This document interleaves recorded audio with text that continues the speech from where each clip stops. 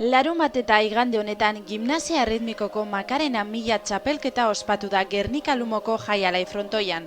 Txapelketa hau egiten den 6. aldia da eta Sicily klubaren sortzailetako baten omenez ospatzen da. Bakearen hirian ospatutako lehiaketan adin eta klub desberdinetako gimnastek hartu dute parte.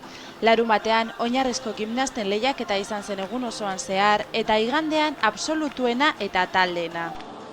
Banakakoetan, Sicily taldekoek sorte handirik izan ez badut ere, juvenil mailakoak podiumaren gorenean kokatu dira taldeko txapelketan beraien kategorian garaipena lortuta. Gernika Lumoko alkateak Jose Mari Gorroñok banatu ditu sariak Olatz Lejarza basketimeko koordinatzailearekin, Jennifer Hernando Bizkaiko Gimnastika Federazioko presidente ordearekin eta Jose Luis Tejeron Euskadiko Gimnastikako Federazioko presidentearekin batera.